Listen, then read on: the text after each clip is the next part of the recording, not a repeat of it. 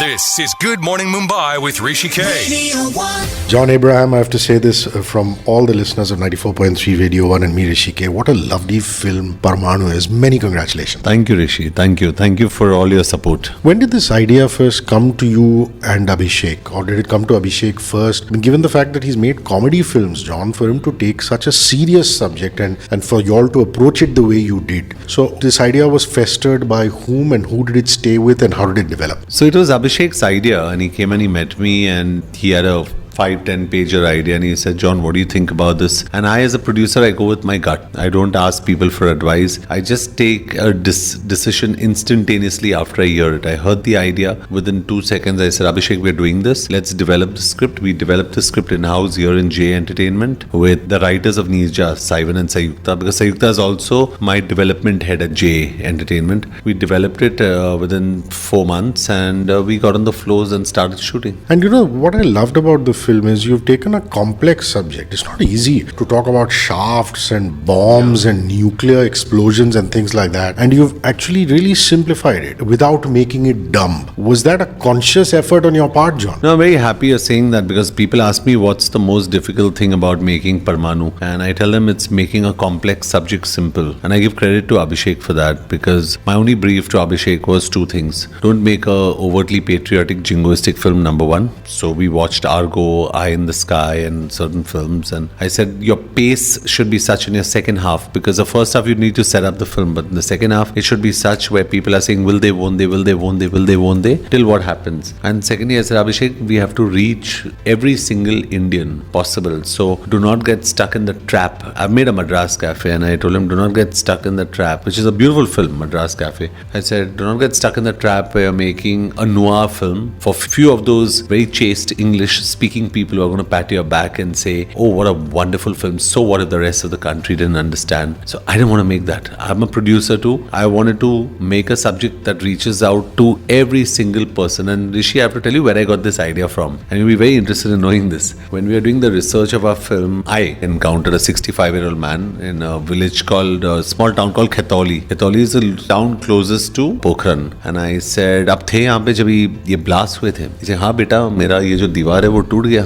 And I looked up and he had left the cracks the way they are. And before I could ask him anything, look at his answer. He said, दीवार टूट गया लेकिन हिंदुस्तान तो बन गया ना. So for me, I realized that the sense of pride this man possesses is something that's unparalleled or unseen in a major metropolitan city. Which is why I wanted this film to reach out to 2 different audiences. One is the youngsters in Bombay, Delhi, Bangalore, Hyderabad, everywhere, who think and feel that India is cool today. And I wanted to tell them that India is cool because of what happened on May 11th, 1998. And 2, every Indian out there saying that, listen, if you're Indian, you must watch this film. And for that reason, we had to simplify it. I loved your performance also as Ashwath, simply because you had to play a regular Indian and you played it with the utmost simplicity. A lot of people turn around to me and say, you know, you've got a sexy voice and a voice made for radio. I said, you know, that's not really a compliment. I can't do anything about my voice. You know, it's something that is God-given. It's my genes. Please tell me whether I make sense on the radio, and that's most important. And for the longest time, people said that about you. You can't do anything about the fact that you're a good-looking man. The fact that now people are appreciating your performances and your acting, and playing plain and playing a regular Joe is not an easy thing to do, Don. Yeah, I think Abhishek made me do, and what I was very conscious about was we had to deconstruct me, the John Abraham that people know. The gym stuff had to be thrown out of the window. We had to work on Ashwath Rana's character because Abhishek is an NSD graduate.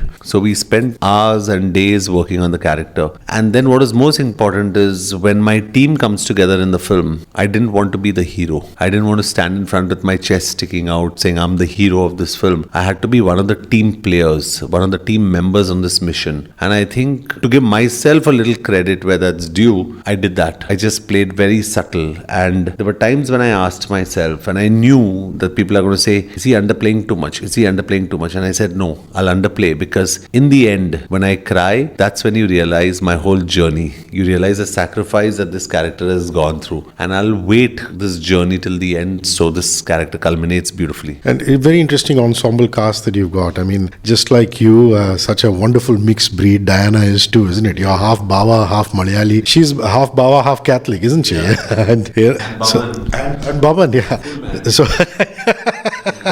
So fair amount of Parsi madness on the set. Yeah, I think the beauty was that we all kind of got along so well with each other. And I think there was a scene where we had a scene together, Dinah, Baman and me, and we said, hey man, we're two Parsis. And he said, how? So one full Baman and two halves here. So we had a lot of fun. And I can tell this on record, Hrishi. There was not one day that there was any negativity on the set, touchwood. It was fantastic. We finished the shoot 2 days before schedule. Fantastic. When this whole controversy was going on, it's wonderful that the Honorable High Court ruled in so strongly in your favor. Did you ever feel like you've been very dignified about the whole thing? And hats off to you. Did you ever feel like speaking out? I mean, sometimes, you want to give it back. Or did you have to restrain yourself? I mean, sometimes you feel that anger, don't you? That you've been wronged. Everybody knows you as Mr. Nice Guy and everybody knew that you were being wronged. But did you feel that rage or did you just say, I'm just going to let it go? No, so my thing was very simple. See, I'm a very honest person. I don't cheat. I've never cheated anybody of a single penny. And I don't need to go and beat my chest and scream about it. The simplest thing was to take it to court. Simplest thing, let the court decide, right? And now, Hrishi, the court order is in public domain. Please read it and you will see that I'm not the only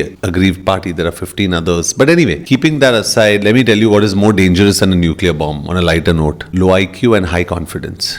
So you see, we got one bomb out of the way and we burst the other. So it is good to kind of just make sure that sane people were on this film. Very, very beautifully put. But these questions are often asked. It was asked when Padmavat, that controversy was happening about whether the film industry is united and together with you. We knew that a lot of people were aggrieved by this particular production house. Not many people were speaking out at the time. Did that hurt you? Did that upset you? Yeah, because I feel people were short-sighted. I'm talking about the aggrieved people. Were short-sighted. Everybody kept quiet thinking they will get their money out, be it 7.75 crores or someone had 47 crores in there, someone had 15 crores, someone had 50 lakhs to the tune of 200 crores. Everybody thought they're going to get. And I was like, buddy, you're not going to see your money. It's gone. You need to get out there and speak. But no one came out in front. And I'm not talking about other people who are not involved. People who are not involved are not responsible for this. This is my battle, Hrishi. I have to fight my battles. And I'm very clear about that. I'm not bitter about it. No one put a gun to my head and said, choose these people. So I went ahead and chose them. But it's fine, Hrishi. Let bygones be bygones. I moved on. The film has been appreciated. Thank God. The film's released. And I'm thankful to the Honorable High Court for it.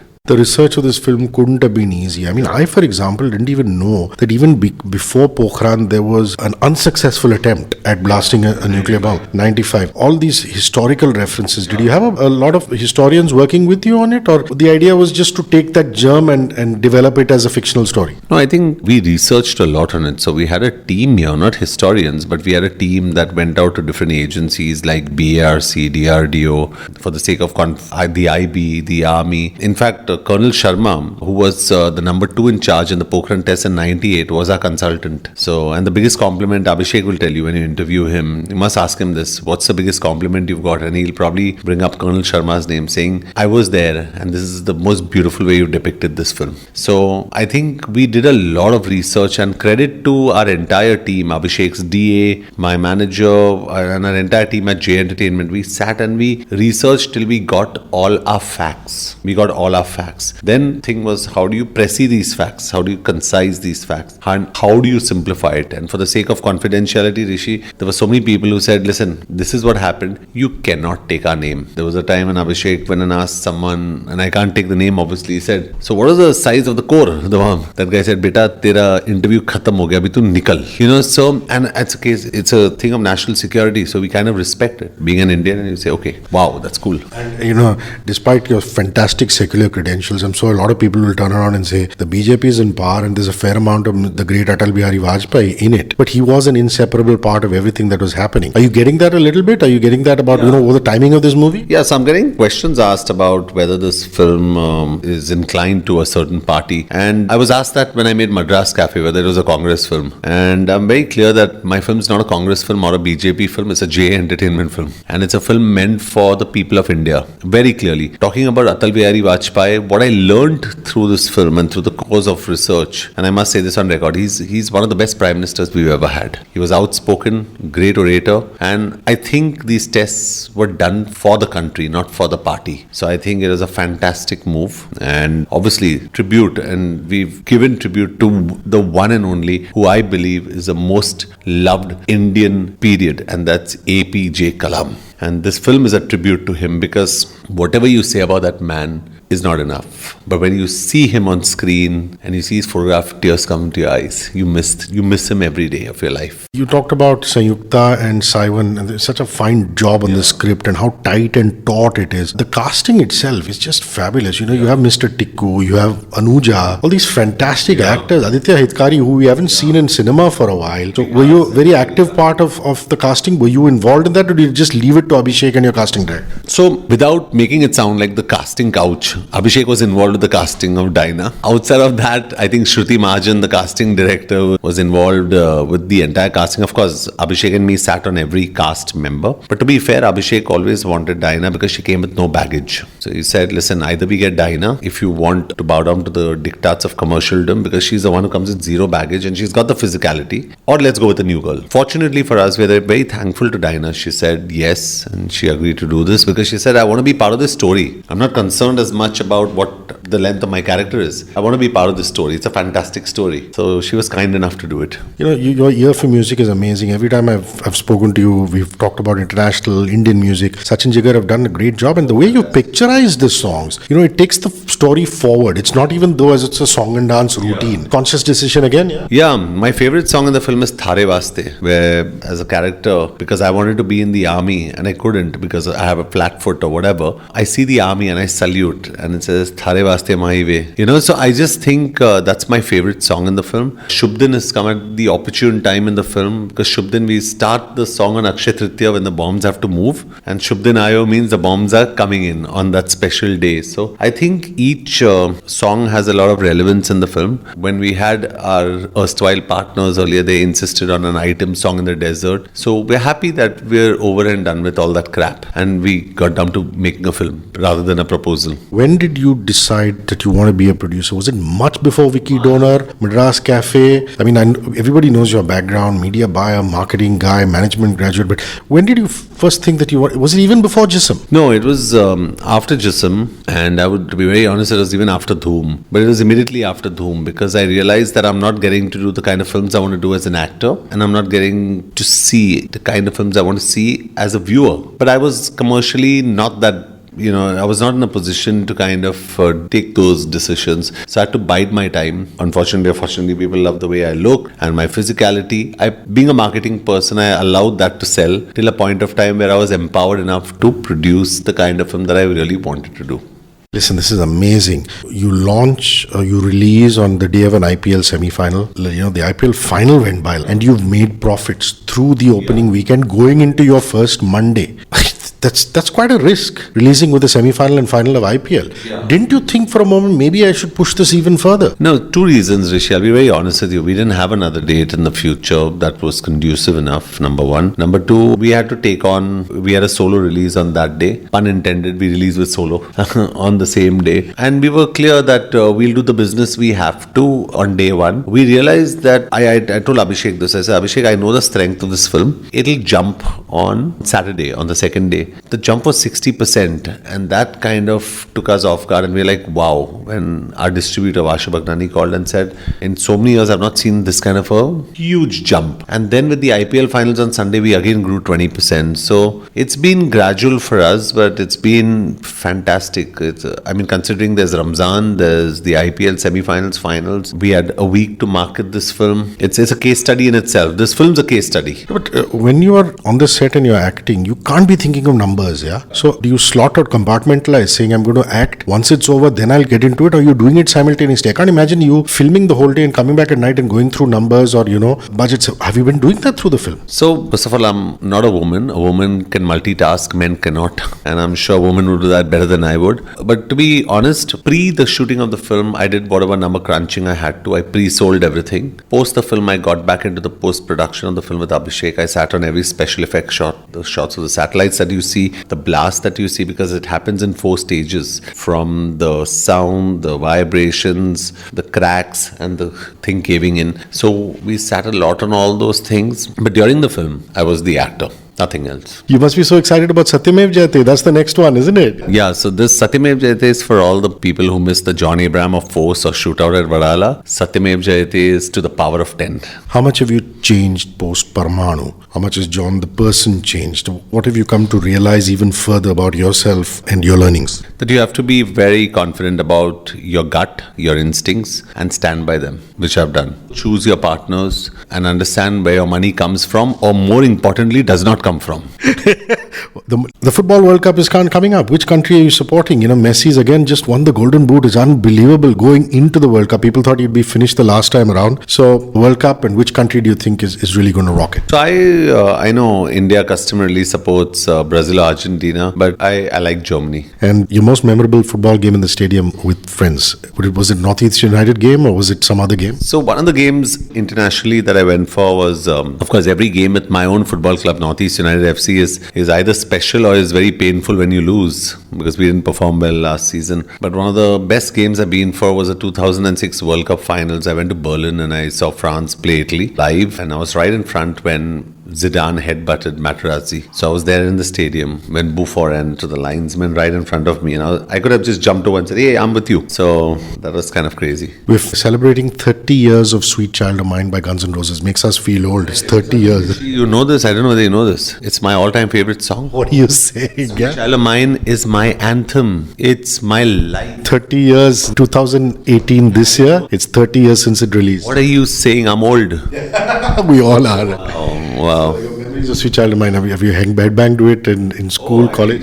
Who does not know of Axl Rose and Slash and everybody involved? I think Sweet Child of Mine, whenever you hear the I'm sorry, I'm not a good singer at this, but if I could ever play the leads, I would have wanted to play that tune everywhere in the world. This is what Slash did. But my favorite song, it reminds me of my childhood memories, my times in school. Oh wow, I cannot tell you how special it is to me, because I was in the 8th grade when that song happened. It's my most special song. 50 years of Hey Jude by the Beatles this year. Remember Hey Jude? So any memories of the Beatles and the song? Well, I've been to Abbey Road and with all the Japanese tourists. And of course I remember the song. Of course we've all heard Beatles. But that was in a strange way, I wouldn't say way before my time, but it was a time where, the Beatles have always been and will always be amongst the most popular bands ever. But of course... Your favorite Beatle would be? Was it Paul, John? John and Imagine, John Lennon. 20 years of Karan Johar's Kuch Kuch Hota Hai. Your memories of that film, it changed pop culture at the time. Yeah, I think the romantic hero was born, and I think Karan gave the industry one of the most beautiful romantic films. And I just messaged him yesterday, and I think he's been a wonderful friend. And he's also given inputs into Parmanu, because he saw it, he loved it, and he said, "Johnny, you made me cry."